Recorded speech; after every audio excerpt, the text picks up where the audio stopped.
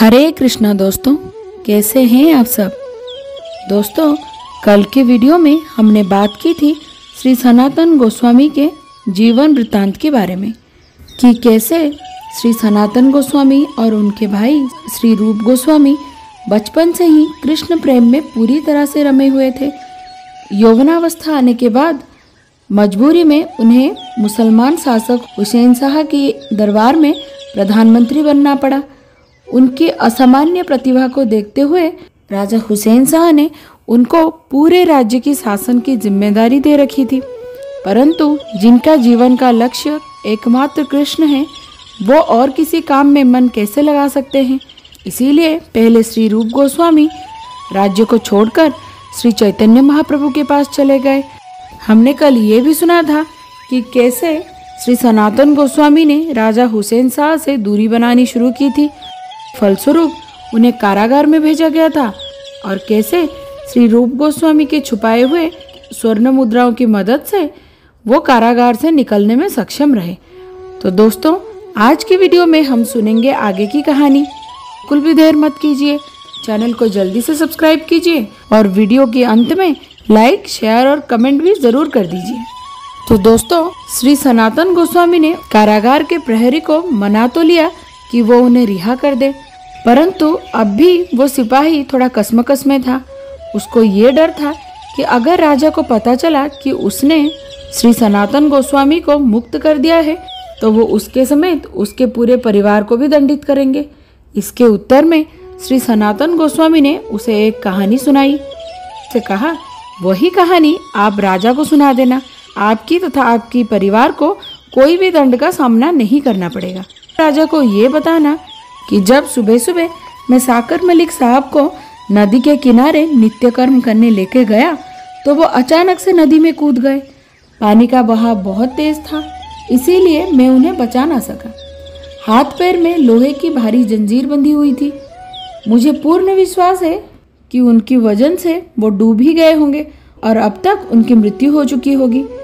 बस यही कहानी तुम नवाब को सुना देना, वो अवश्य ही तुम्हारी बातों पे यकीन कर लेंगे। इस तरह से उन्होंने उस सिपाही को मनाया और उसने तुरंत ही श्री सनातन गोस्वामी को रिहा कर दिया। कारागृह से निकलने के बाद अपने एकमात्र सेवक ईशान को साथ लेकर श्री सनातन गोस्वामी जंगल के रास्ते से चलने लगे, क्योंकि उन्हें डर था कि कहीं वो फिर से नवाब हुसैन शाह के सिपाहियों द्वारा पकड़े ना जाए। चलते चलते वो दोनों पहुंचे पटदा नामक स्थान में। पहाड़ और जंगलों से भरे हुए इस स्थान में रात्रि में यात्रा करना असंभव सा हो गया था, इसीलिए उन लोगों ने वहां पर रात्रि बिताने की निश्चय की और एक छोटे से धर्मशाला में जा पहुंचे। परंतु उन्हें क्या पता था कि वो धर्मशाला का मालिक एक बहुत ही क्रूर और निष्ठुर आदमी है।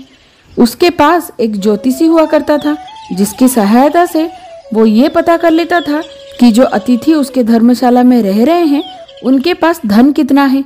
उसी हिसाब से वो उस अतिथि का खातिरदारी करता था और सुबह होते ही उनको मारकर उनके सारे धन लूट लेता था। जैसे ही श्री सनातन गोस्वामी और उनके सेवक उस धर्मशाला में पहुंचे, तुरंत ही उस धर्मशाला के मालिक ने अपनी ज्योतिषी से ये पता कर लिया कि उनके पास 8 स्वर्ण मुद्राएं हैं और उनकी खातिरदारी बहुत अच्छे से करने लगा। ये देखकर श्री सनातन गोस्वामी थोड़ा संदेह में पड़ गए कि हम तो बहुत ही दरिद्र अवस्था में हैं, ना तो हमारे पास कोई धन है ना तो आभूषण, तो ये व्यक्ति हमारी इतनी सेवा, इतनी खातिरदारी कर क्यों रहा है। वो कहते हैं ना, अति भक्ति चोर का लक्षण होता है, अर्थात जरूरत से ज्यादा प्रेम दिखाने वाले के मन में अवश्य ही कहीं ना कहीं चोर होता है। तो श्री सनातन गोस्वामी तुरंत ही ईशान के पास जाते हैं और उसे पूछते हैं, क्या तुमने अपने पास कुछ धन या आभूषण रखा है। डरते हुए ईशान हाथ जोड़कर बोलता है कि जी मालिक, मेरे पास 7 स्वर्ण मुद्राएं हैं। ये सुनकर श्री सनातन गोस्वामी ईशान से 7 स्वर्ण मुद्राएं ले लेते हैं और बिना किसी सोच विचार के उस धर्मशाला के मालिक को दे देते हैं। ये देखकर वो मालिक बड़े ही प्रसन्नता के साथ उनका धन्यवाद करते हुए बोलता है कि अच्छा हुआ आपने अपनी धनराशि खुद ही मुझे सौंप दी, अन्यथा कल सुबह मुझे आपका वध करके आपका धन लूटना पड़ता, क्योंकि मुझे अपनी ज्योतिषी से पता चल गया था कि आपके पास 8 स्वर्ण मुद्राएं हैं। संभवतः उसने ही गणना में 7 की जगह 8 स्वर्ण मुद्राएं देख ली। अभी आप निश्चिंत होकर यहाँ पे रात्रि यापन कीजिए। ये सुनकर श्री सनातन गोस्वामी पुनः ईशान के पास जाते हैं और उसे कहते हैं कि अब तुम्हें मेरी सेवा करने की कोई आवश्यकता नहीं है, तुम अपने घर वापस चले जाओ। दोस्तों, आप लोग ये सोच रहे होंगे कि आखिरकार श्री सनातन गोस्वामी ने ऐसा किया क्यों। श्री सनातन गोस्वामी की जैसे परम वैष्णव के साथ रहते हुए और श्री कृष्ण नाम को अपनी जीवन का उद्देश्य मानते हुए भी ईशान ने धन की हेराफेरी की थी। कृष्ण भक्तों का ध्यान पूर्णतः अपनी श्री भगवान के चरणों में होनी चाहिए, ना कि किसी धन में, ना ही किसी और प्रकार के भौतिक बंधन में। इसीलिए श्री सनातन गोस्वामी ने ईशान को वापस उसके घर भेज दिया और सुबह होते ही अकेले अपनी यात्रा प्रारंभ करने लगे।